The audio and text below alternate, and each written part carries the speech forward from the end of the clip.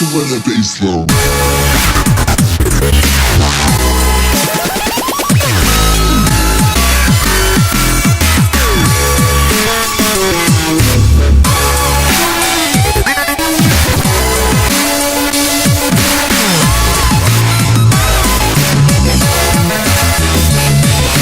What's going on, guys? VT here, and this is another week of the Vicarious podcast.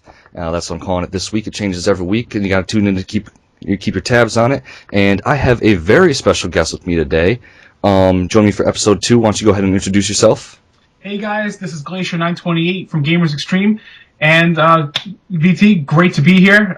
Basically, my site, gamersextreme.org. Unbiased site. We cover all platforms, and we just talk about what we love most, which is gaming. And basically what it comes down to is we report anything that's remotely important, as well as helping a lot of the indie developers get known out there, and we try to cover as many reviews for those as well. And we have our own podcast system. We have one that's called Radio Extreme. Whether you heard of it or not, definitely check it out. But yeah, basically, when it comes to games, it's something that we always loved, and basically what it comes down to is we try to be as unbiased as possible and try to offer as much detail in our reviews and as much of a fair-minded perspective on it, as opposed to other sites. Some of the other sites we won't mention here. Exactly. Some other sites that seem to be a little bit more biased, or as people like to say, paid-off reviews. And, well, I can't say anymore that we don't have any of that on our site. It's completely 100% honest opinions. So definitely go check it out. We've reviewed a good amount of games, with obviously more to come with Dead Space 3 coming out next week and many others. Yeah, and you'll find a link for that in the description for the podcast as well as the original site. And I got to admit, I've used your site for gathering some of my info for the podcast, so it's very helpful, yeah. Thank you. Yeah, follow you on Twitter. It's always nice and quick. Find your shit real well. So, and without further ado, let's get into this. We got quite a bit of gaming news this week, and I want to start off with not so much gaming news, but sort of like a new product news, because we're talking on Skype right now, and we both have these Turtle Beach headsets, and gamers are really particular with the types of headsets that they use, the type of accessories that they use. And I saw something new come out. It's a new headset by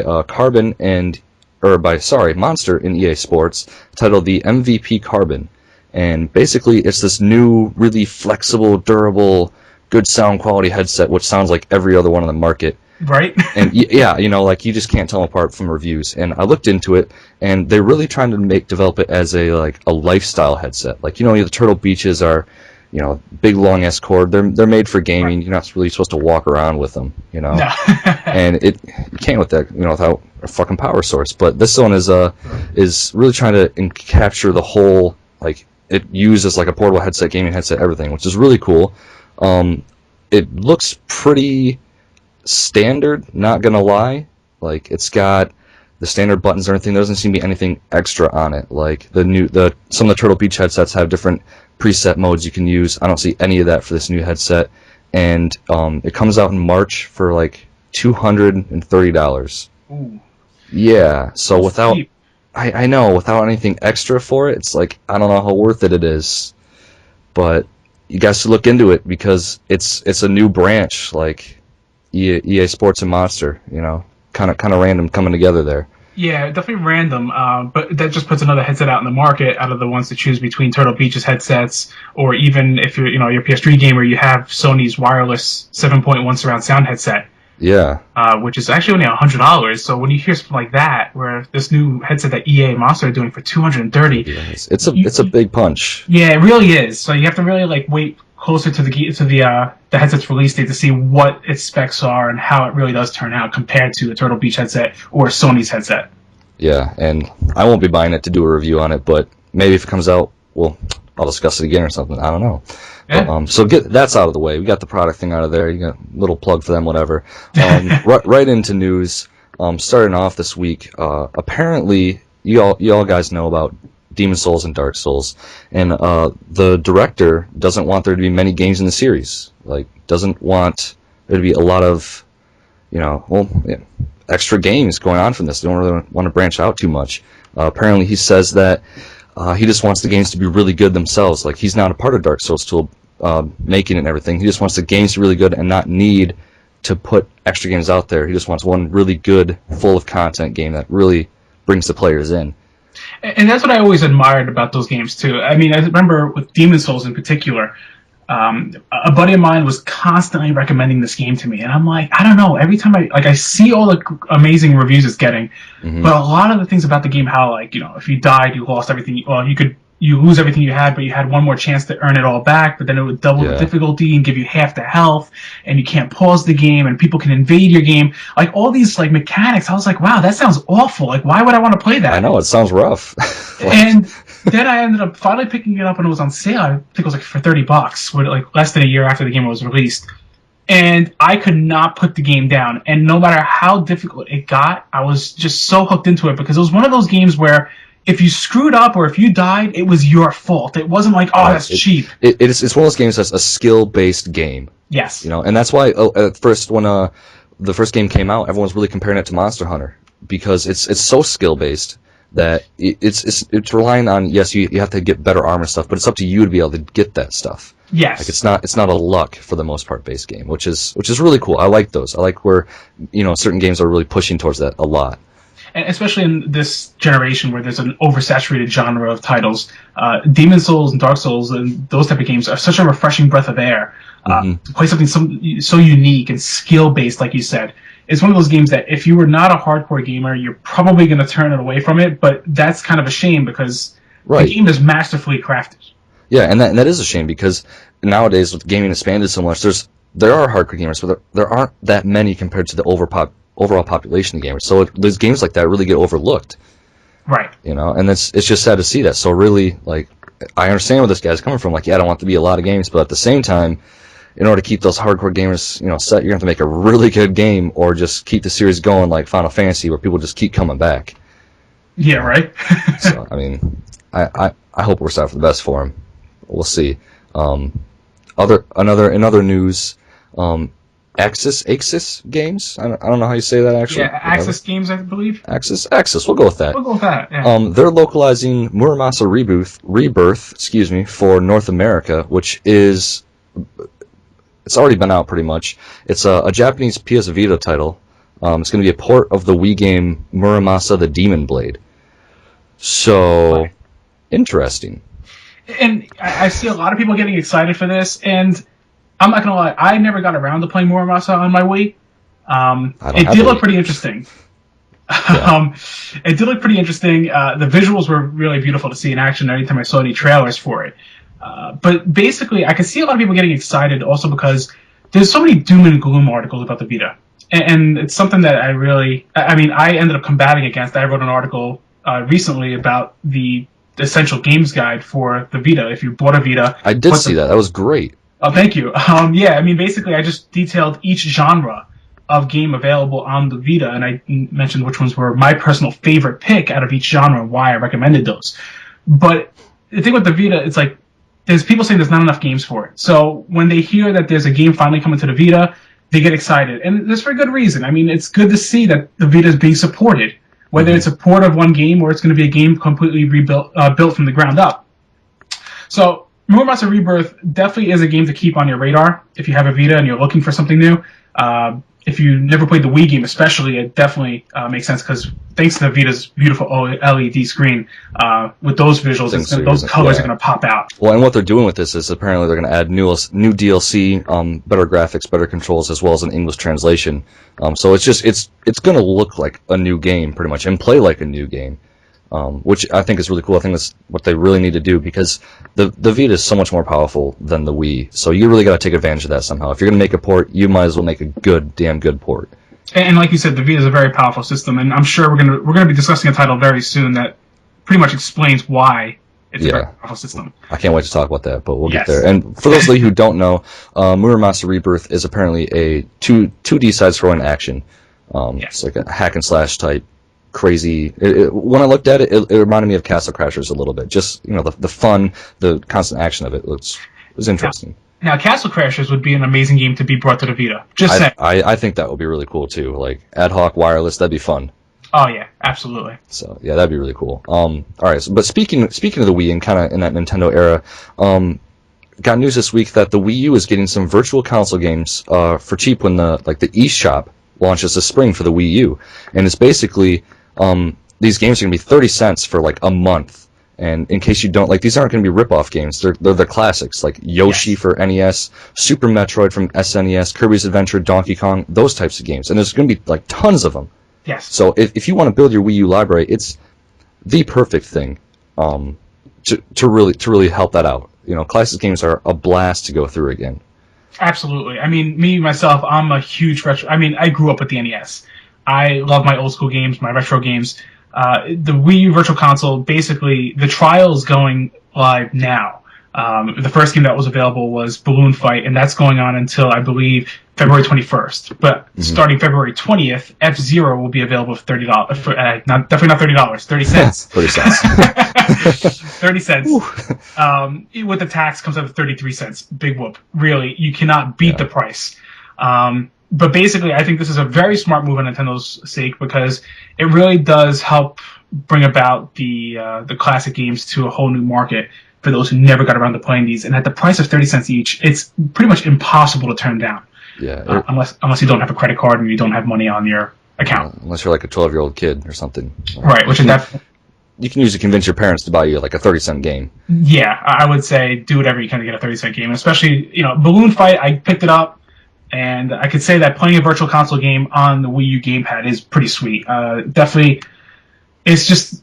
I mean, I love my Wii U as it is. I think the gamepad is an excellent controller. It just melds right in your hand when you grab it. But playing a Virtual Console game on both the TV and the gamepad, and it's replicating the images like one-on-one. Yeah. It's really cool. I mean, Balloon Fight, not exactly my favorite game. However, for 30 cents, why the hell not? Yeah, that's nothing. I mean, it's at least gives you a day of entertainment. Like, yeah. And you come back to it again, and it's really showcasing. Okay, it's setting apart. Like, a lot of games are doing this revamp thing. Like, PlayStation and Xbox are coming out with these old remaster games, something like that. And this is sort of, at least in my mind, the Wii U sort of like remaster thing. Like, they're turning it into this virtual game that's really cheap, and it's really showing what the Wii U is different from the other consoles because it's changing the games essentially. Like, it's, I don't know how to explain it, but it's really interesting how they're going about doing this, and I really like the way they're going with it. Yeah, no question. That's why I think Nintendo's doing just fine with what they're doing because they're not trying to compete with what I like to call the new kids in the block. Right. They're not trying to compete with Sony and Microsoft. They're trying to be themselves by differentiating themselves from the equation. And by trying to cater to old school fans, they're trying to cater to their Wii fans, and they're trying to win back their hardcore fans with the Wii U. And in the near future, we will be seeing more hardcore titles. But based on the system's launch right now, I'd say it's looking pretty promising in my opinion, and I'll explain that later on. Yeah, actually, I want that's a nice segue. I want to get to that right now. Actually, apparently, based on the news recently, that the Wii U is still down in sales to the Wii, according to recent projections. Like the Wii has sold about 3.6 million units, and the Wii U is only barely scraping the surface of 3 million units. And Nintendo was approached about what about a price cut or new games, something like that. And the new games, like, that's not new, but that's still a new type of game, the Virtual Console games. But for the price cut, apparently the president of Nintendo, Iwata, said that he doesn't want a price cut. He's willing to work with where it's at. He really wants to focus on that. Right. So it's like, what are your thoughts on that? Well, basically, and it's interesting because, like I said before, the internet and the people on the internet are full of doom and gloom, which is something I really can never stand. And the reason being is because apparently that's the cool thing to do. So you all emo and goth and shit. Internet style. But basically with the Wii U, okay, so sales aren't up to par with the Wii. However, to be fair, just scraping 3 million unit sales is pretty damn impressive in my opinion. I think it is. I mean, it's still new, really new. Right. It's still new, and here's a couple things. People say, oh, the Wii U visually is just on par with the PS3 360 right now. But let's be fair. Let me tell you this. What launch console released with the most stunning-looking game you've ever seen? None of them. Because, let me put it this way. The Xbox 360, right now I'm actually playing through my Hitman HD trilogy. Just picked it up, and I popped on Blood Money on my PS3, which is a port of the 360 version. Right. And I was looking at that, and I'm like, wow, this game looks, it looks good for what it was. but it definitely showed its age. And I'm like, wow, I was like, this is not exactly like this amazing looking game. It looks really good, but it doesn't look like this amazing next gen experience. It definitely looked like that extra coat of paint from the PS2 and Xbox version when it went to the 360. Which is always really depressing, I think, when you go through like a remastered game. It's like, well, okay, yes. I guess so. So basically, and then here's what I love is people tend to forget. Let's look at the PlayStation 3, for example.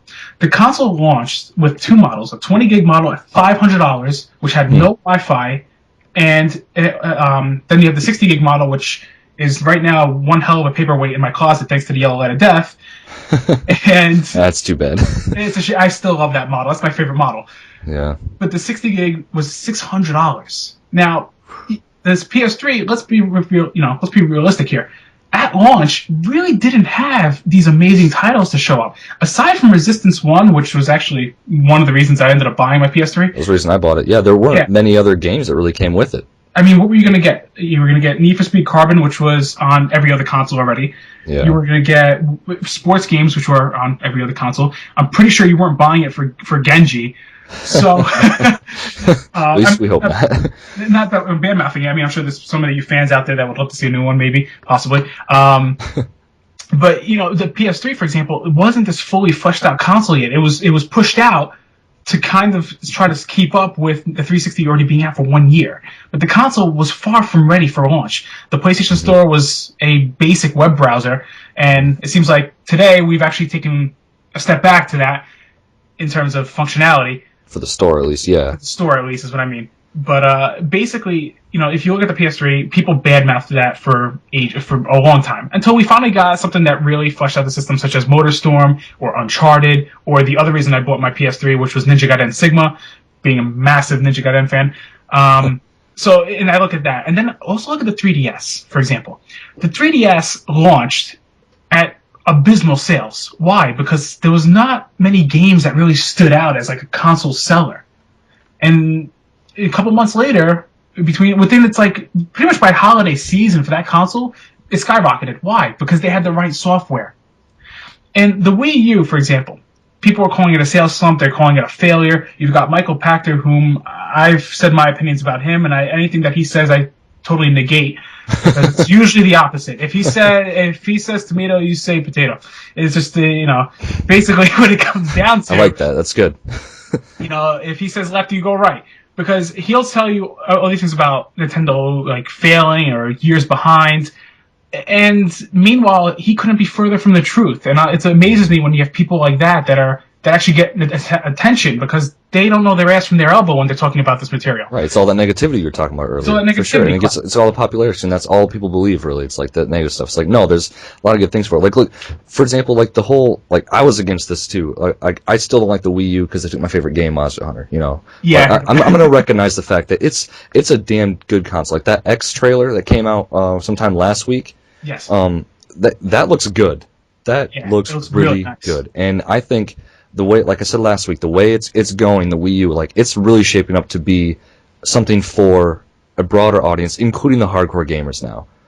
And it just needs time. Like, it really does. It needs time, and here's the thing too. And people, it's funny. The Wii U, in my opinion, had the best launch title lineup for day one. Now that's debatable though, because a lot of the games were ports or enhanced editions of games that were already available on the PlayStation 3 and Xbox 360. Right. However, in its fairness, they're all excellent games. You had Mass Effect 3 as a launch day title. You had Batman Arkham City Armored Edition as a launch day title. You had a game that I reviewed an 8.5 on my site, which was Ninja Gaiden 3 Razor's Edge. And I wrote an incredibly in-depth review as to why it got the score it did, because of the fact that it's a great game. Actually, Team Ninja really listened to their fans, and yes, while they kind of screwed over the PS3 360 market by offering them a quote-unquote beta of Ninja Gaiden 3, Razor's Edge was the reason I picked up my Wii U day one, and I absolutely loved it, because it was a numerous amount of changes. But aside from that, then you have like your typical Mario game, but you can't go wrong with that. It's Mario. And people can say everyone loves it. Like, if you hate Mario, then you really just don't belong in the whole gaming market. I'm sorry. Like that. Last time I checked, that's what kickstarted gaming back up. Because you know what, the video game market crashed until Nintendo brought out their console with Mario. and he's sold all the time. Always Like sells. everyone's played Mario. Like everyone. If you haven't played Mario, you have to pass up your gamer card. You've been dismissed. So true. But yeah, like basically what you're saying is that you don't listen to negativity. Wii U is a great console. You just need a little time and just wait for some of the big games that come out for it because they're still pushing for those. Here's what I'm going to say.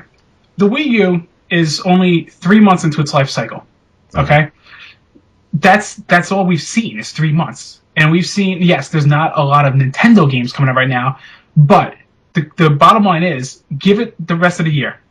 We're going to be seeing, okay, so they announced there's a new 3D Mario in the works, there's a new Mario Kart. That's to be expected. Yeah, obviously. That is to be expected. And that's fine, because those sell, and they're usually excellent games. No matter how many times they put those out, Nintendo seems to be able to always revitalize them in one way or another. And it's just something they do, and that shows completely talented, developers at work. But let's wait and see what other games are coming out, because I can guarantee you that this holiday season, aside from possibly new consoles actually hitting the market later in this holiday season, Nintendo has the upper hand once again, because what they could do is by the end of this year, they could probably do a price drop of $50. And by the end of the year, yeah, it's possible. It's possible, or they'll just release the system as a bundle from there on with other games aside from Nintendo Land, more of like a Mario game bundled in there, or whatever we might see. Like I said, bottom line is there's still a whole year to go. We still haven't even seen what Retro Studios' Wii U title, which Retro Studios to me is pretty much Nintendo's new Rareware. The Metroid Prime trilogy was outstanding. And then Retro Studios did Donkey Kong Country Returns for the Wii, and that was our site's 2011 Wii Game of the Year. It was outstanding. Yeah. So, basically that's what it boils down to. Is I think that people need to realize that negativity has to stop. If you want to play on the Wii U, you play on the Wii U. I was just playing it before. I loved that console. I think, and if you're bad-mouthing it, chances are, and you hear anybody bad-mouth it actually on the internet, chances are they don't own it. Right. So be your own judge of opinion. Don't be too heavily inspired by doom and gloom articles is number one. And number two, don't let sales scare you away from picking up a console for any reason. Especially when it's so new. Like, yeah. I don't know. That's the biggest thing that bothers me is, like you said, it's only 3 months into its life cycle. Like, there's it just got out there. Give it some time. It hasn't even been through a huge holiday season yet. With a lot of hype for it still. Like, people are still buying the Wii U up, or the Wii. Excuse me. Yeah. They're not, in my mind. Nintendo isn't out for the immediate hit and blow. Like, it's for the long run, and it's. I think they're going to show it too. Yeah, and for sure. What it comes down to also is the one last thing I want to touch base with. Visually with the console. What people don't understand, and people are going to read a lot of articles about developers saying how the CPU's horrible and slow, according to the developer of Metro Last Light, which, well, I don't even know what's happening with that game ever since the THQ. Yeah. But the thing is, there's developers, Slightly Mad Studios, who did the Need for Speed Shift series.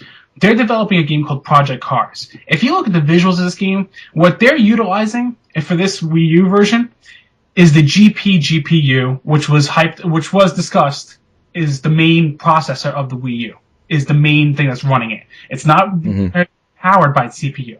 The GPU is this new tech. And similar to how the PS3 had a much more advanced architecture to develop for, and then the Blu-ray technology was causing issues for developers, when you develop it with that console in mind, you're going to start seeing visuals that aren't available on other consoles. So give the Wii U some time. You're going to see games that will actually look better than the PS3 360 without any question.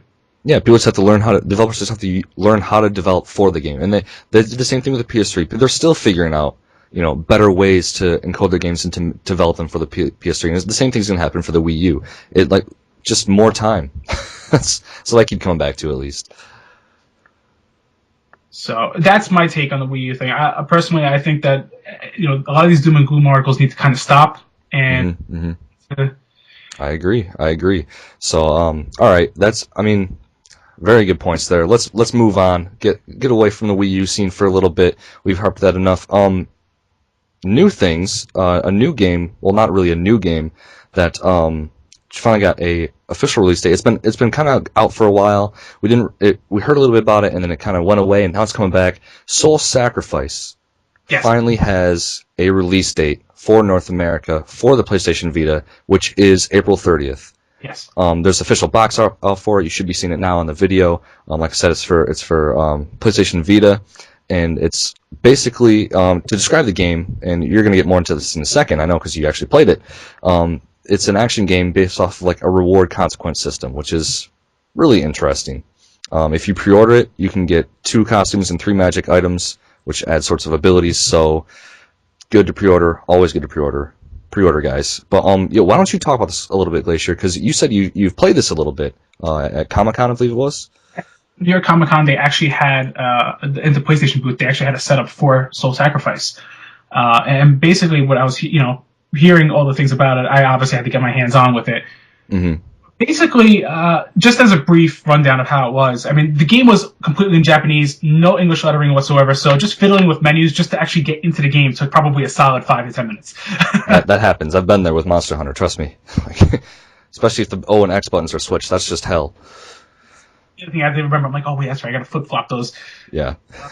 Once I actually got into the game, you get to create your own character and you get to choose the type of class they are, and what you would expect from an action RPG that's similar to like a Monster Hunter or a Demon Souls per se. Mm-hmm, mm-hmm. If you get into the game, you do recognize that it plays very much like a Monster Hunter game, and Monster Hunter fans, while you may not be getting that franchise coming to a Sony platform anytime soon, I have a feeling that Soul Sacrifice will be that perfect substitute. Which, and I thought the substitute was going to be Ragnarok Odyssey, which was close, but it just didn't have the same replay value that Monster Hunter did. So I'm really hoping that Soul Sacrifice, like you said, it's a good substitute. I'm really hoping it has that okay, let's keep playing, keep unlocking stuff, based off of, because the thing with Ragnarok Odyssey was it was like the weapons and armor you got was sort of based off of luck of, just finding a good weapon randomly in a box. And Soul Sacrifice, I don't know much about it, and I don't know if you saw this at all, but I'm really hoping that it's more so skill and gather type thing. Yeah, that's a bit to be determined. I think we'll see that more once the game gets closer to its release date. But basically, from what I played, it, like I said, it plays very much like a Monster Hunter. You've got your basic attack, light attack, strong attack, but then you also have your magic abilities, and basically you'll be choosing between a variety of magic abilities to utilize. And there's a couple of boss, like the game actually throws you right in. It threw me right into a boss battle. Like I was running the battlefield, and then all of a sudden there was like this massive ass creature I was fighting. Jeez, that's rough. And in the meantime, I'm like, man, how the hell do you play this game? Everything's in Japanese. I don't know what I'm doing. I kind of wish I learned Japanese at that point. But bottom line was, based on what I played, it is interesting. While I'm not completely excited for it, mainly because I didn't really know what I was doing too much, what was there, immediately I picked up that it was a Monster Hunter type of game, and that this could actually be a system seller for the Vita. For those really type of game, and I think this is something to keep a very close eye on, especially, like I said, for those who love your Monster Hunter type of style game. This is something to really be in your radar. Even go as far as saying possibly pre-order it if you really if you want the extra costumes like you mentioned. So just keep a close eye on it. The game is coming out, like you said, on April 30th. Mm-hmm. We'll definitely keep a close eye on it ourselves. Yeah, I just based off of what you said, I really want to. I will probably grab the game, depending on what trailers and stuff come out for up to that point.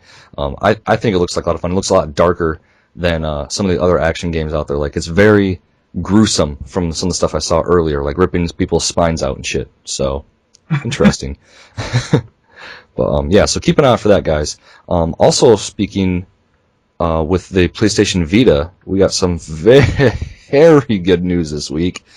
We finally have a release date for one of the most anticipated games, at least from what I gathered, in first-person shooters for the PlayStation Vita when it was around launch time, and that is Killzone Mercenary. Yeah, I'm psyched. And we have a release date for it, which is September 17th, and we got some pretty decent information on it. Apparently, it starts at the start of the first Killzone series, the first game of the Killzone series, and it works through different events through the trilogy, but you're not playing as ISA or Helghast. You're playing as separate, like a third party, which is a group of mercenaries who just play on either side or one to another. Like there's a trailer that came out recently, and you're killing ISA as well as Higgs, which I think is great. It adds a little thing in the mix there. It's fun. There's gonna be 9 single player missions, each about an hour long. So gameplay is moderate. I think they could expand on it a little bit. I know the past Killzone games have taken me a while to beat, so I'm kind of hoping this one, maybe an hour plus or minus more so plus. It's also gonna have multiplayer, of course, which has 6 maps, 8-player online, and 3 game modes. Which, honestly, that's the one thing that worries me, because in Killzone 3, and I don't, Gilly, should you ever play Killzone 3 at all? Yeah, I played Killzone 3, platinumed it within a week. Within a week? Oh, jeez. I was hooked into it. I'll be honest, I know a lot of people like Killzone 2 the most, or at least better than 3, whereas I'm the opposite. I found Killzone 3 to be significantly better than 2. Mm-hmm. But even in the multiplayer portion of it, I clocked in a ton of time in Killzone 3 multiplayer. It was just very well done, very fast-paced, but very balanced. Yeah, I agree completely. Killzone Mercenary, yes, based on details of 8-player multiplayer, 6 maps, it could be a bit. You can't help but be curious to how it's going to actually pan out. Yeah, I like the 8-player online. Some people think that that's too small for a first-person shooter, but again, for the maps, they're usually based smaller because of the portable titles like that. I know Resistance, the Burning Skies for the Vita, that had really small. That was 8-player online too, and it seemed to really work well. The thing that worries me about Killzone Mercenary is the 3 game modes, because they did the 3 game modes in Killzone 3, which was the War Zone, Operations, and Body Count, essentially, Deathmatch mode. And they really neglected Operations. And you really, like in Killzone 2, I think the main reason, like you said, people liked Killzone 2 a lot more, was because they had the custom games they could make. And, some of them were ranked, some were unranked, but you could still mess with all of the different modes and all the different options of the game. You can make it your own. You can make it a long game, short game, however you wanted. And they really took that away in Killzone 3. And the middle ground was, of course, the Operations game mode, which they completely neglected and ignored after the game came out and didn't give us any extra maps except for the 3 maps it was on. And that's why I actually turned away from Killzone 3, was because I either could play a 10-minute game or a 50-minute game. And there was no in between. Right. And it's interesting how you bring that up, because, maybe because I just wasn't as much of a hardcore Killzone 2 player in terms of the multiplayer. Mm-hmm. I did put in a bunch of time with that as well. But, that I actually never really noticed. I don't know. I used to jump on just to kind of have a good time and get right to it, but I never really took it in that regard. So it's interesting how you bring that up, because I never really analyzed it in that way. Yeah, well, coming from Killzone 2, I really noticed those things, because, there were times when I would hop on and play with buddies, and we would be playing for hours, 5 or 6 hours at a time, and we wouldn't really notice. But there were some times when I want to play a match between classes or something. Well, class, that's like a 40-minute break. What do I play? A lot of body count and get mediocre XP, or try and scram in some Warzone and get a lot of XP but probably be late. And Operations was just that nice middle ground, and you could always find that in Killzone 2. That's right. The professor will be completely understanding that you were hard at work. They should be. I am a gamer, damn it. God damn it. But yeah, so there's an interesting sort of money system in Killzone Mercenary that was released in this info. Apparently there's the single player and multiplayer caches in the same pool. And because of the whole mission or mercenary mindset and gameplay that they're focusing on in single player, the better you do on these specific missions. Like the gameplay, apparently, from what it's saying to me, is not going to be extremely fluid. It's going to be broken up into chapters, pretty much, these missions. And based at the end of how well you do, you get a certain amount of cash, which of course is directly related to in the same pool as the multiplayer cache. So if you don't want to do any single player at all, just beat it, get some extra cash, bring it online. That's cool, and just do a bunch of multiplayer. That's great. But again, if you don't have wireless or anything around, you can still up your multiplayer game by playing single player multiple times over again, which I think is a really cool idea. Well, yeah, because it kind of brings that mesh of combining the 2 modes to make it feel like one. And it feels like you're making progress, whether you're playing single player or whether you're playing multiplayer. You're always making progress toward your money gathering and pretty much buying new equipment or upgrading your equipment and stuff like that. And when games utilize that type of system, it's very rewarding. It makes you feel like you're not just playing it for nothing. Nobody. Let's be realistic. Nobody likes to play for free, in a sense, or right. play for nothing. Again, you like to earn something out of it. That's what makes a game engrossing, more or less. So I think that they're going the right way with this, especially with the fact that it's an on-the-go type of game. It's something with that type of system of rewards. works better for something that's on the go or portable format. Yeah, you really got to think about how you're playing your game out for the console, like the PlayStation 3. Yeah, you're playing on sitting, but the Vita, you might be on a bus somewhere too. Right. So it's you definitely got to think about those aspects, and I think that's a really good balance of it. And yes. Yeah, but of course, also it uses the Killzone 3 engine, so it's going to be gorgeous with the Vita. Like, you can't avoid that. You can't not make it gorgeous. Right, and that's the thing too. I remember when I saw the trailer, and I was like, no, that's not it, is it? And it's like, unless you like you actually click on a screenshot and really enlarge it, and then you start seeing like the little edginess. You're watching it, you're like, wow, damn, that's a system seller for visuals already. This is a true Vita game, like graphics wise, like it pops. It takes advantage of the Vita's capabilities, which is, I of course expected it with Guerrilla Games Killzone, like, but I'm so happy to see it finally coming together. It looks great. It looks fantastic, and I still think that, my perspective, if Sony really wants to help, Sony should be marketing this game. They really need to market this game. This is a very big title for the Vita. And I think that with the amount of bundles they've been releasing lately for the Vita, and I think it's very smart that they've been doing multiple bundles for the Vita, they have to do one for Killzone. And on top of that, I agree completely. They should be doing a bundle that comes with not a 4 gig card, but a 16 gig, because I'm sorry, with the PlayStation Plus service, 4 gigs, you're lucky if you could download one game. Yeah. And Sigma was the most recent, Ninja Gaiden Sigma Plus. That's 3.2 gigs. That memory card, your 4 gig card is shot already. Yeah, that's one game on there, and that's why I picked up 32 gig. Which, I mean, I'm already running out of space with PlayStation Plus on it, which is a great problem to have. But still, like, it's a problem. It is, yeah. I mean, I have a 16 gig card I bought since the launch day of the console, but I'm constantly deleting stuff, and I still have my PS1 games on there and my PSP games on there, while also having my Vita games. But I try to stay more with the physical format if I pick up a game. Yeah, that's the way to do it for you if you have the lack of space. I like to have mine digital because that's the extra space now, but getting to the end of that. Yeah. But one thing you're going to have to watch out for, though, like you mentioned, September 17th, there's another game that comes out on that day, and that's the Grand Theft Auto. You may have heard of it. Yeah. You may have heard of it. It's a small title.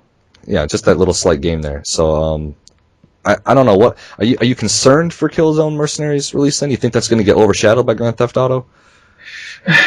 It's interesting because it depends on the market. It really depends on the demographic of people who are looking into the games. A majority of people will be picking up Grand Theft Auto 5, no question. Mm-hmm. While in the meantime, see, it's interesting. Like, these two games are coming out side by side, and me personally, I would choose Killzone Mercenary over Grand Theft Auto 5. I'll be 100% honest. Really? They're two very different games, of course. They're totally different games. I'm not saying that one's crap and one's better. No. But I mean, Grand Theft Auto is like that free roam sandbox, third-person shooter thing, everything, and Killzone's a straight-up FPS. Right. So, exactly. It's interesting, but I mean, bottom line is, it's tough. Like, me personally, I've been kind of done with Grand Theft. You know what killed it for me, honestly? Saints Row 3. Really? Saints Row 3, I remember when I picked that up and I played through that, reviewed that on the site as well, gave that a 9.0. That game just did so much right. Because it made me realize that Grand Theft Auto 4, while it was a great game, was so hyper-realistic, down to the point of even the controls and the movement. That's because of the Euphoria engine they were using, too. But then I played something like Saints Row, and I'm like, this is what I want. I just want something that's freaking just fun. Something simple and fun, but it wasn't simple. It was it was simple, but it was like there was so much over-the-top content, and you couldn't help but just crack up every time you were playing the game. Yeah, that's always good, Yeah, it just made me realize, I'm like, like Grand Theft Auto 5, it definitely looks like Grand Theft Auto 5, they're trying to downplay the ultra-realism with certain things from what I've heard. It's still going to be a realistic game in terms of like how Grand Theft, since 4 has been known as. But they're definitely trying to seem to make it a little bit more on the fun angle of it. The problem is GTA also, GTA 5, there's a lot of speculation based on what we've heard with the game. I remember when I first heard details that you'd have to wake up your character in the morning and have to make them shave their beard and make them a cup of coffee. That's just monotonous, though. That's too much. So if I have to do that, why the hell should I be doing it for my video game character when I should be doing that for myself? Right? Wait, why am I getting up to give my video game character coffee when I should be like, the hell is that? I need coffee. God damn. What am I doing with my life? So, I mean, but at the same token, I mean, GTA 5, they're going as far as, like, your little phone device that you have. In this one, it's going to be a smartphone compared to GTA 4's, which was like a regular phone. Yeah. And you're going to be able to download apps for your smartphone in the game, which is in depth, but you have to kind of realize that there is such a thing as too much in a game. Yeah, for sure. And I think that developers are starting to kind of lose focus on that. But I'm not going to sit here bashing or anything, because that's not what I'm trying to do by any means. I'm just kind of pointing out some of my opinions. Stating, yeah, for sure. Whereas something like Killzone Mercenary, I don't know, I just have more excitement for that because maybe because I like my Killzone franchise. Oh, so I'm a huge Killzone fan. I don't know if you realize that. I got the collector's editions and everything around here. Like, it's awesome. I'm not going to lie, I never played the first Killzone. Yeah. I didn't want to pick it up on PSN or through the trilogy box that they just released on the PS3. It's a good deal. Yeah, no, especially for those who never got to play Killzone. I mean, you can't go wrong with that HD trilogy. Yeah. But, I remember I started off with Killzone 2 because I remember when they tech demoed that for the PS3, I was like, holy crap. Yeah, that was visually stunning as well. Like, and they've just kept going on that path. Yeah, it was like, when you saw that, they're like, no, that's cutscene visuals. They're like, no, those are the game visuals. That's not cutscenes. Yeah. Blew my mind. I remember thinking that too. I was like, I will gladly pick that up. I don't care what kind of game it is. I'm gonna play it. So, but yeah, bottom line is, will GTA 5 affect the sales of Killzone Mercenary? Possibly, but I think that it depends. You have your Vita only market. You have your that's what I was just thinking too. Like, Killzone's on a much narrower market. Grand Theft Auto got a lot more coming out, a lot more things, a lot more consoles there. So I don't know, but like you said, they're very different games. I personally don't think they're going to impact it very much. Yeah, I don't think so. I mean, bottom line is the game might come out the same day as Grand Theft Auto 5, but that doesn't mean that Killzone wouldn't sell within the coming weeks or months in time for the holiday season. Again, if Sony plays their cards right, they should definitely bundle Killzone Mercenary as a Vita title. Yep. And they can definitely get some solid sales in there. I definitely agree. But all right, let's move on. We could talk about Killzone all day, I think. At least I could. But so with all these new games coming out, there's always some bad news that comes with the good news, and that of course is games getting delayed again for like the second or third time. And the game I'm talking about is Fuse, which has been delayed into Q2, at least March past then. And if you guys haven't heard of Fuse, it's been delayed many times before, actually, because it started off as a game under a different name, and then they scrapped that and just sort of used elements from it. It's a 4-player co-op, very heavy on class systems and rewards working together, and it's developed by Insomniac. Apparently next week there's going to be a lot more information on it. But what are your thoughts? Are you excited for Fuse?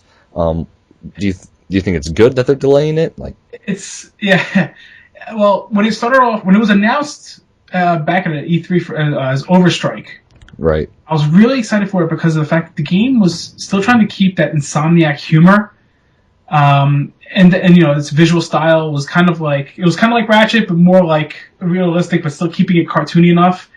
And then when they changed the name of it and they changed the visual style of it, and it seems like the game's caught in an identity crisis of it. Wasn't sure what it was back then.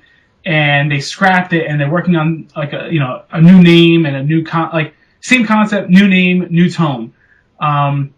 So it's Insomniac, and I love their work. They do great stuff. Yeah, the Ratchet & Clank trilogy, for example, and the Ratchet & Clank Future Saga are two franchises in particular that are on the PS3 now that I would recommend. Whereas All for One was an interesting experiment, and Full Frontal, while having a funny name, didn't really pan out too well. But Insomniac usually knows how to do it. I mean, look at Resistance. I was just gonna say, like, this is a shooter. I think they did really well with Resistance series. Yes. Personally, I'm kind of excited for Fuse. I probably won't be grabbing it, but I think it's gonna do all right. I like games that focus on that co-op, and it seems to be like they're going more to what has worked in the past and not what really needs to. I don't know what, like, not making leaps and bounds to jump ahead in the future, which might be a mistake. I don't know. Well, yeah, it depends. I mean, there is this risks and reward, pretty much. You can either try something different, but the community will hate it, or you could try just narrowing down to what people like and trying to meld those together as this is something that is relatable with the community. Mm-hmm. Mm-hmm. So Fuse is going to be interesting. Keep an eye out for it. I'll probably report on it when it gets closer there, when we get an official release date. Right. Definitely looking forward to seeing more trailers and things about that. Absolutely. All right, so some DLC notes here. Quite a few news tabloids articles, whatever, about DLC. The Battlefield franchise is finalizing their last DLC pack, which is entitled the Endgame DLC for Battlefield 3. This comes equipped with 4 maps, 3 vehicles, including a new dirt bike, and as well as apparently a new dropship, which is able to deploy vehicles to ground troops, which kind of crazy, not gonna lie. Yeah, sweet. There's new game modes, which are capture the flag, like classic, and then air superiority game mode, which is, I'm guessing, just a bunch of jets and helicopters, which I know people are gonna love. That's fine with me. Yeah, like just a bunch of fucking helicopters flying all over the place and jets, dogfights. I think it's gonna be pretty sweet. They're really focusing on what people really like to do in this game, and like Battlefield 3 listens to their fans. They changed. I don't say they changed the game so much, but they've tweaked and added and adjusted the game so much to curve the desires of the fans that, like, I don't see how they can go wrong with this last DLC. No, I think this is a good way to say. It's kind of a good way to say goodbye before they. I mean, they are reaching their announcement of Battlefield 4. We all know that's coming. Yeah, of course. There was a beta rumor about that, or like a sign-up beta thing. Yeah, I mean, when I got the Medal of Honor Warfighter, it said I had exclusive access to the Battlefield 4 beta right in the box. Yeah, so there it is. There's the confirmation. Yeah, but yeah, it really is. So I'm looking forward to it. I have Battlefield 3. I haven't played it in a while. My younger brothers played all the DLCs and everything, and I just haven't got around to them. But this, I might come back to it just for this, just to try it out. It's due out sometime in March for $15 or 1,200 Microsoft points. So keep an eye out for it, guys. Some other DLC is now last week I talked about the PlayStation All-Stars DLC with Kat, Emmett, and the new map Fearless, which of course is going to be free for 2 weeks. At least the characters are. Fearless is not. Apparently there's some new DLC in the works that got sort of leaked accidentally, which I love. Who doesn't? Yeah, accidental leaks are the best. And this isn't due out with Kat and Emmett, apparently. This is going to be sometime after that. But there are new minions in the works for PlayStation All-Stars, which, if you guys don't know what the minions are, they're basically little characters you can have. It's a customization thing. It doesn't really impact gameplay at all. But if you get a triple kill, your minion will dance and fireworks will shoot up, and it's just kind of cool. It's a nice little additive thing that's on there. And that's interesting. There's no real confirmation for it yet, but I'll keep an eye out for it. Some new DLC is always good in my mind. So there's that, and then also the Skyrim DLC for PlayStation 3. This has been bothering people for a long time. The DLC has already been out on PC, and I believe it's been out on Xbox for a while too. Correct me if I'm wrong. Yeah, it's been out on Xbox. I wasn't sure if it's been out on PC only because I know they were saying that the DLC is coming out for PC and PS3, but I don't know if that's also regarding in terms of the newest DLC coming finally to PC, while the PS3 is finally getting the first two as well. I think you may be right. But the PlayStation 3 hasn't gotten any DLC for Skyrim yet. No. None at all. But that's about to change in February, actually, because each week, February 12th, February 19th, and February 26th, is going to be a new DLC pack for Skyrim, or, I mean, the current DLC packs. So it's going to start with Dragonborn, and then Hearthfire, and then Dawnguard. And, of course, because they are oh so sorry, and they want to make a shit ton of money from you, which they will do, for the first week of each of those DLC releases, they're going to be 50% off on the PlayStation Store. So you lose a few months of gameplay time for DLC, but you get to spend half as much. I'll take it. And to add to that, that's not even for only Plus members. That's for everybody, right? That's correct. It's not just for Plus members. Plus members should get it for free. I'm just saying. We should get, or at the very least, 75% off. Yeah, why not? Like, amp it up. Come on. But, we like more content and more deals and more free stuff. Yeah, we shell our money at you. Sell some money back at us. Yeah. So definitely keep an eye out for that. That's really exciting. It's been a long struggle. I mean, Skyrim for the DLC, or Skyrim on the PS3, has had a long road. I played it, I loved it, I platinumed it, and I got the fuck rid of it because that was before the patch that made it not laggy, and it was hell to try and play. And Really? just like for the first like 2 or 3 months that it came out on the PlayStation 3, like the as soon as you got past the save data of like over 7 or 8 megabytes, which came across very quickly in an Elder Scrolls game. Right. The game just became unplayable after a certain time because it would get so laggy and frame rate chops and everything was it was so bad. And then they finally, I mean, it was a rough start, and they finally fixed it. And then they had the DLC thing where they couldn't make the DLC work, and everyone else is getting it. So like Skyrim for the DLC or for the PS3 had just been beat into a pulp, and so it's good to finally see that they got it fixed and they're getting it out there as soon as possible.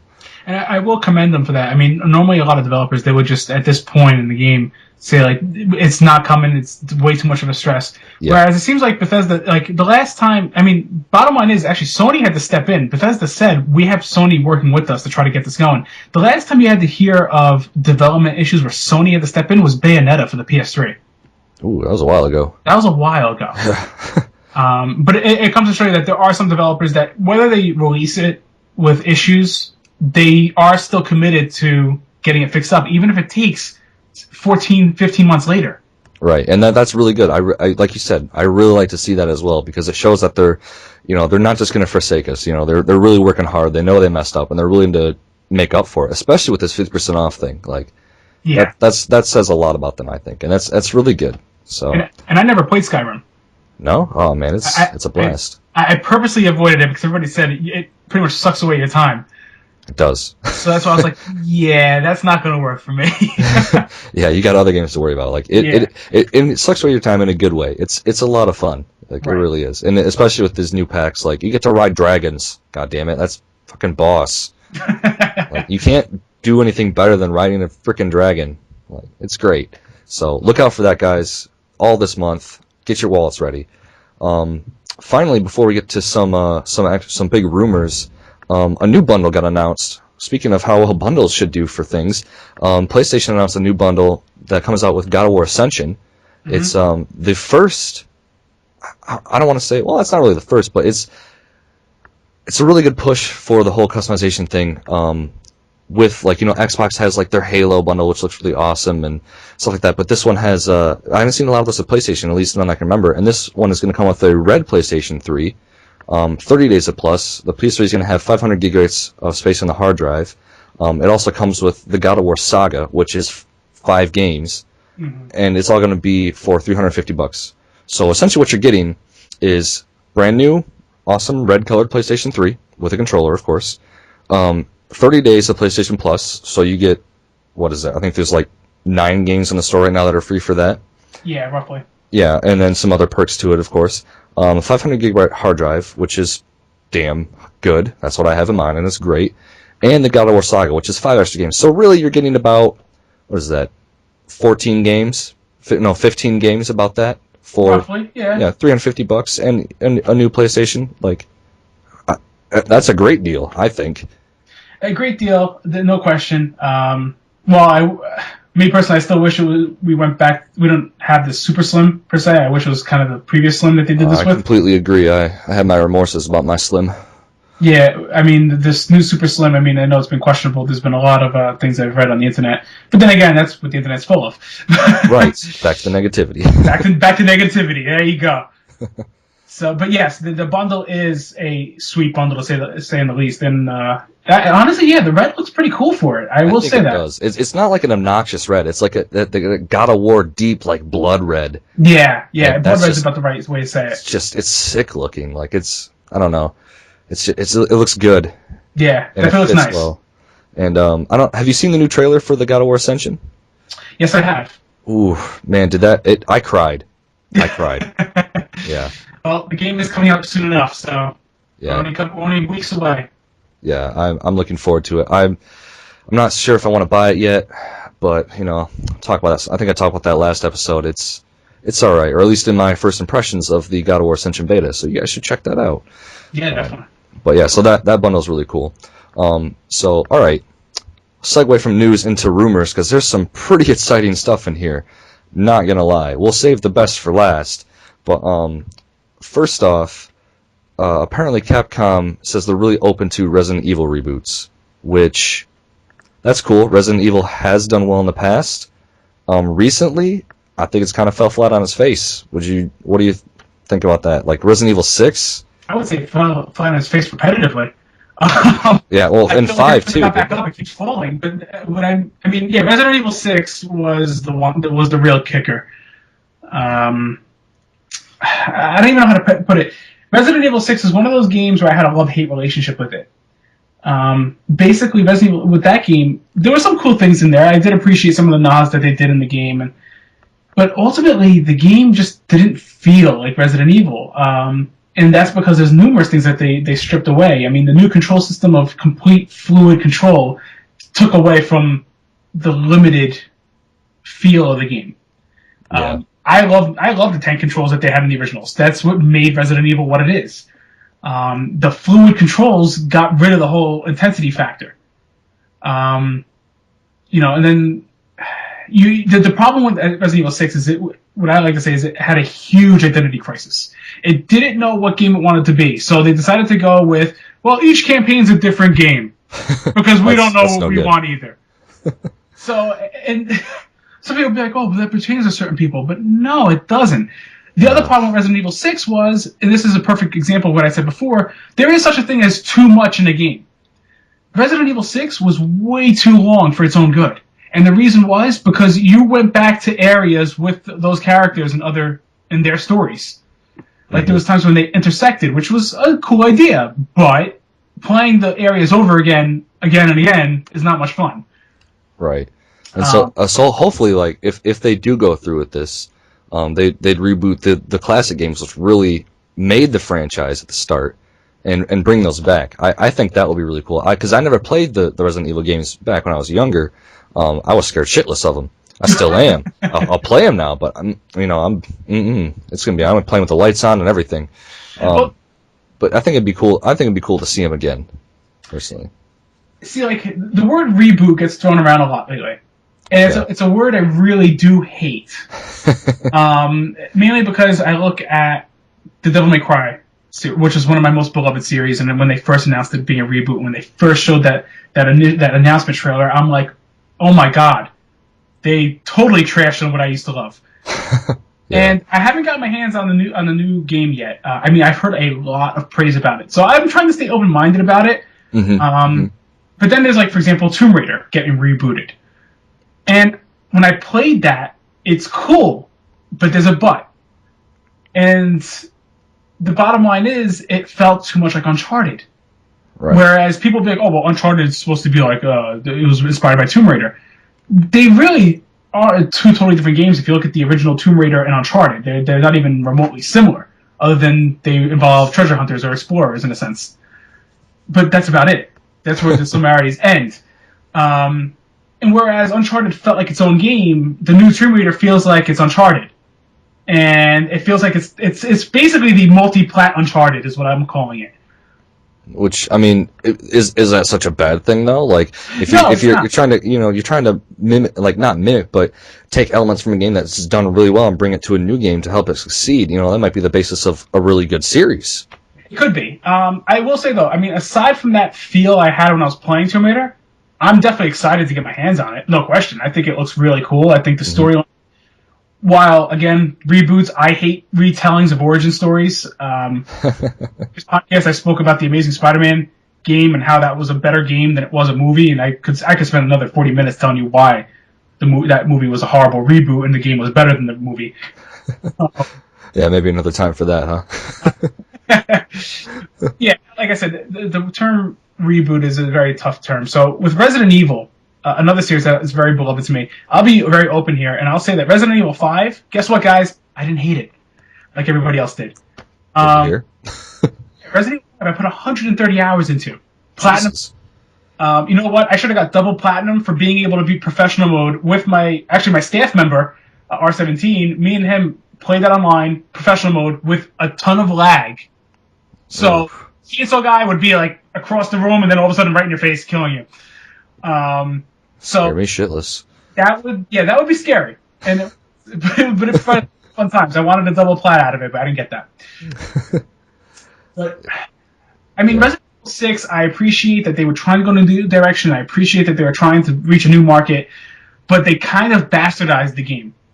They kind of shot themselves in the foot with that game. And a reboot, I don't know. I feel like it's not necessary to do a reboot. They can just... I mean, look, Resident Evil Revelations is coming out in May for the PS3, 360, and Wii U, as well as PC. Right. I have that on my 3DS. I reviewed that, gave that a 9.0 as well. Excellent game. Very well done. And honestly, that was the best Resident Evil since 4.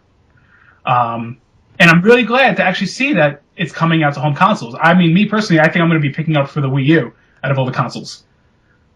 But that was a step in the right direction. And I remember when I played that last February, I'm like, this is great. This is Resident Evil back to its roots. It's about survival horror. It's about not being overstocked on ammo or health supplies. You know, it's that feeling of being in this like very creepy atmosphere, and it just nailed all that very well. And then you had Operation Raccoon City, which was a travesty. Yeah. 6, I saw the trailer. I'm like, okay, you know, this could still be cool if it was, you know, it looks actiony, but at the same time, it might be pretty damn good. And it seemed like they kind of like threw to the side what went well with Revelations, and they're just like, no, well, we're doing something different, and that worked against it. So I would say a reboot is not necessary for Resident Evil. Instead, if you're going to move it forward storyline wise with the pretty much the core concept mechanics of what works. Right. So Revelations or Resident Evil 4, or even better yet, I wouldn't mind seeing them return to the fixed camera angles of Resident Evil 0, 1, 2, 3, Code Veronica. Like, I miss that. Mm-hmm. Yeah, sometimes it's not bad to go back to some elements of the classics. But so that's that's interesting. But we mentioned Uncharted in there, and that kind of leads us into the next rumor, which I'm a fan of personally because I love the Uncharted series. Yeah, right. They're great. But apparently, on Twitter, one of the voice actors or a voice actor tweeted he was working on a project, but he couldn't say anything. But he was like, "Uncharted fans, I'll keep you posted." So it's like, okay, so Uncharted 4 then is basically what you're saying. And not even just that, but I feel like this we can automatically lead into the biggest thing. The biggest thing. Let's just go there. Let's just do it, man. Full force into that. Yeah. Okay, so there's a trailer that came out. I'm sure anyone who's into gaming at all has seen it already. Sony, being big, mysterious, and godlike, is putting out a trailer with some awesome effects, and at the end it says February 20th. And you know what they tagged on to it? See the future. Ooh. Mysterious. I wonder what it could be. Well, everyone seems to think it's PlayStation 4, especially, and I'm gonna cite them, PlayStation Underground, PSU. They apparently have a credible source that says it is the PlayStation 4, and it's coming in November. That's what they say. Which I think is 100% accurate, to be honest. Really? I'll say 95%. I'll leave some leeway there in case it's wrong. It's definitely, I really do think it is definitely the PlayStation 4 announcement. Because Sony doesn't announce their console, well, aside from PlayStation 3, they normally, like, look at the Vita. They announced it at a press event in Tokyo. Right. You know, it's not like they waited till E3 or CES to announce a console. Basically, though, it's most definitely the PlayStation 4. And there's multiple reasons as to why they would do it now. The first being that, unlike the start of this generation where the 360 kicked it off and then Sony kind of had to play catch up, Sony learns from that and they want to be back on top again. So what it comes down to is, it really does come down to whoever makes the first announcement gets the most hype, and with that leads to a lot of sales. Hopefully.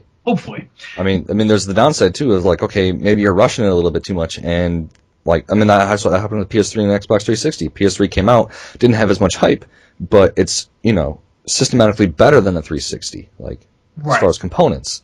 So, what it comes down to, what I tie this into is, then you have Graham McTavish saying, Uncharted fans, you know, I'm going to keep you posted. Basically, what it's going to come down to is, not only is the PlayStation 4 going to be announced and showcased on February 20th, we're going to see that the launch day title for the PlayStation 4 will be Uncharted 4. That's a big assumption to make. I think it's very accurate. I think it would make a great pairing. Personally, I think it's a little early to release all this information on PlayStation 4, like it's just started circling the development. Like there's been rumors for a while, but nothing really subsided. But now it's just like, oh, by the way, we're here and we're ready to blow your minds, which could work. Catches me off guard, keeps me interested. Right, and like I said, what it comes down to is, again, Sony learned with the PS3, and they only had one really system seller title at the launch. Yeah. Resistance. Mm-hmm. It was great because it was a new IP from a very reliable company that works with Sony. And it's the same thing going on here. Basically, what we're going to see is, and I'm glad that it's going to be Uncharted moving now to a new console. I don't think it's smart that Uncharted would come out for the PS3. Yeah, I think it's reached its potential for the PlayStation 3, personally. It has. So what it's going to do is, Naughty Dog, keep in mind, their team is split in two. You've had their team working on The Last of Us ever since Uncharted 2 finished, while the other half worked on Uncharted 3. Now, that other half that finished Uncharted 3 now has, that if it's still split into that team, had all this time to still keep working on a new title. Giving them another year since Uncharted, pretty much giving them the time they needed if they wanted to make a launch title for the PlayStation 4. And who better than Naughty Dog to showcase the capabilities of a system? Yeah, like they are really the top right now for except for Killzone and Guerrilla Games, and really those two are really matched. Like Uncharted 3 and The Last of Us, those games look amazing, and the stories are incredible. So a big title like Uncharted 4 that has already known and from Naughty Dog is going to be great. I think you're right, is going to be a perfect introduction to the PlayStation 4 to accompany it. Now, here's the thing with Sony too. I mean, what I like to speculate is, if the PlayStation 4 is coming out, what games can we expect to see at launch? And I know that's moving forward. Yeah, I mean, you got to rely on what's been selling too. Like, what's their big exclusives, or big. And they're going to want to try and target, not only the hardcore gamers but everyone else too, because WiiU's making up a big. We've mentioned that earlier. They're making up a big population of different types of gamers, and Sony's going to try and attack those too. I think, at least. So they're going to have Uncharted, like you said, Uncharted 4 probably for sure. But are there other games that are more family oriented or really hit both sides of the spectrum there? I don't know. I mean, it's interesting because Sony's been more of a core gamer market. They have. Until the PlayStation Move. And it's funny, both Sony and Microsoft were both core gamers, and then all of a sudden it's like, Microsoft went with this whole Kinect thing, and then that just alienated their whole core gamer market, whereas Sony was going for the PlayStation Move, but they just never marketed it much, so it never really sold as well as it could have. No, it was kind of a flop.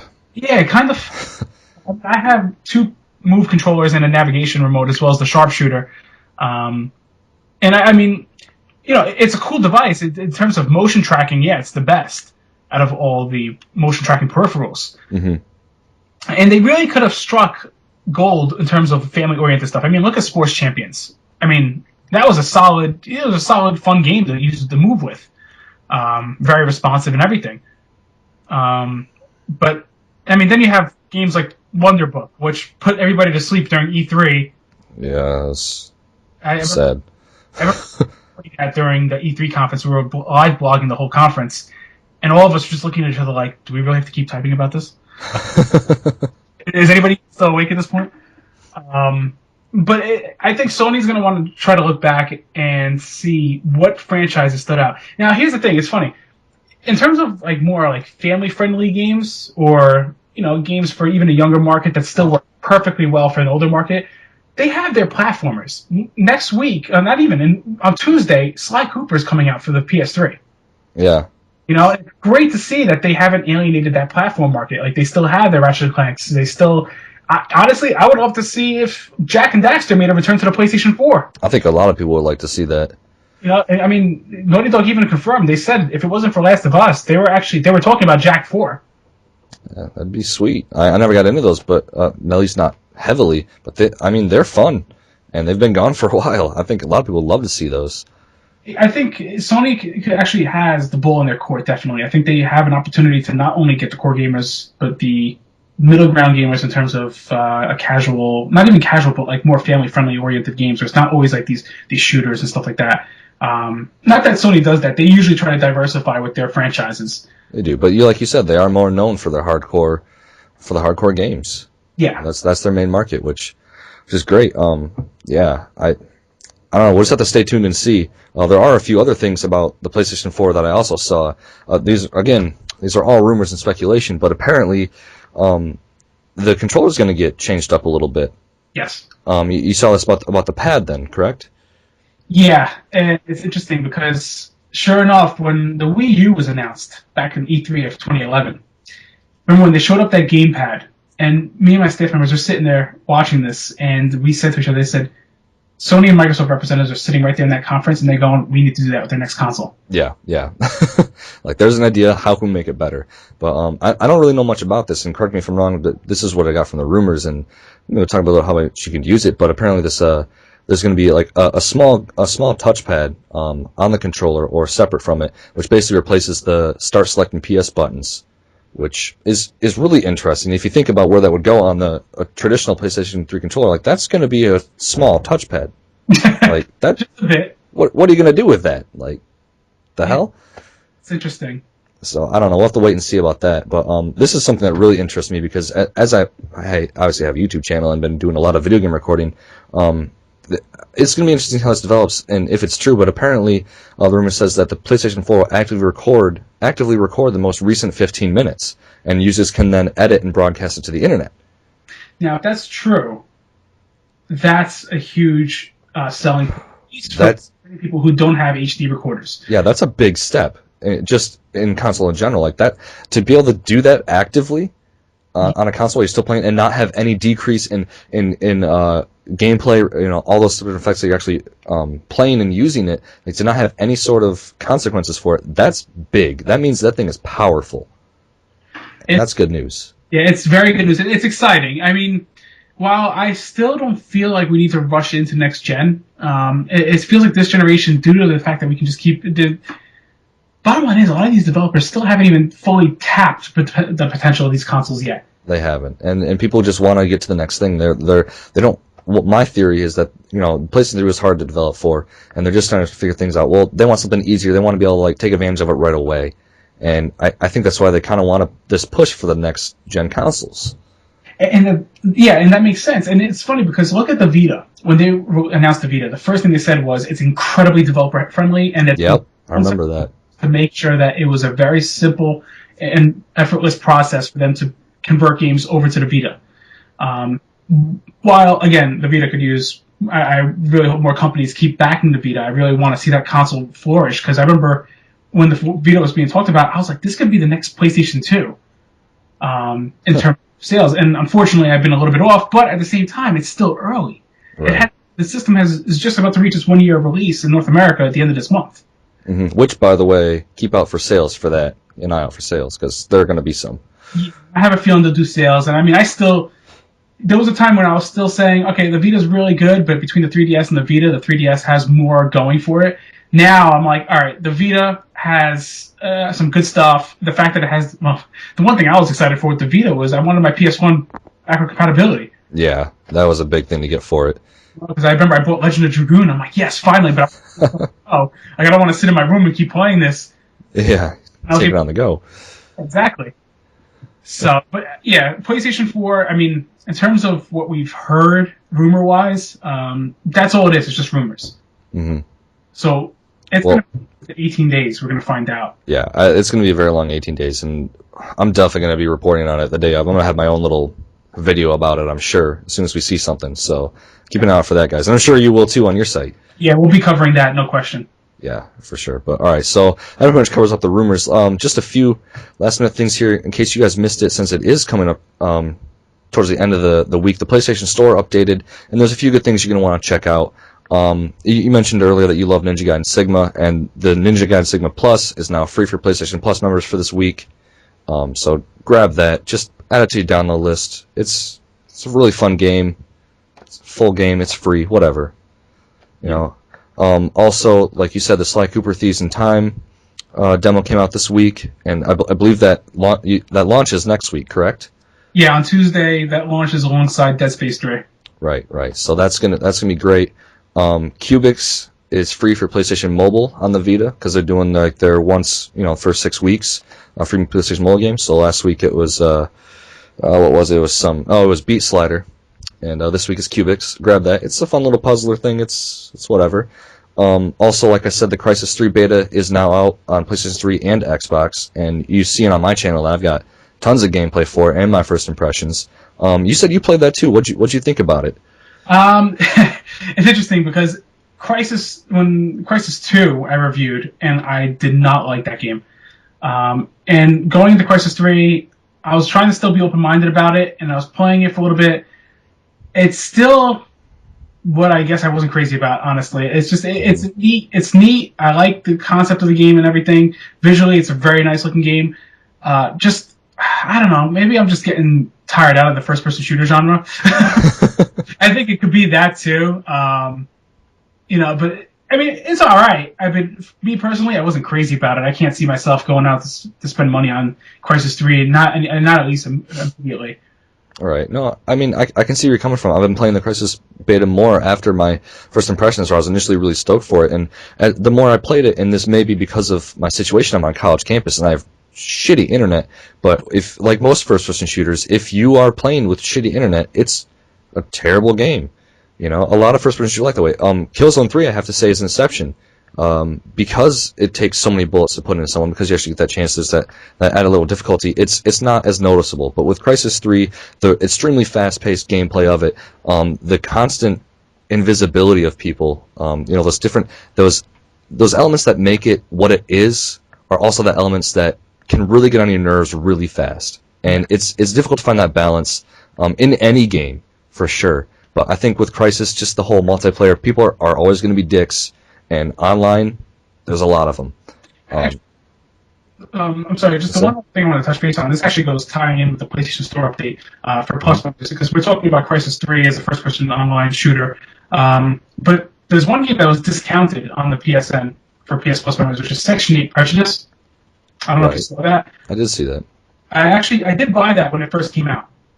And honestly, like something like that, for example, I play that and I have a lot more fun playing something like that over Crysis. And especially for $5, I mean. But I don't know. It's something with Crysis. I mean, it's interesting, it's cool, but maybe it's just not my cup of tea. Yeah, it's it's all up to personal opinion, pretty much, and right. I gotta agree. You gotta try it, but I mean, the beta is out right now, so guys, grab it. Let us know what you think in the comments. It's up to each person. Absolutely. And another thing that came out this week on the PlayStation Store was the Hitman HD collection, $40 for the whole trilogy. And you said you picked that up, right?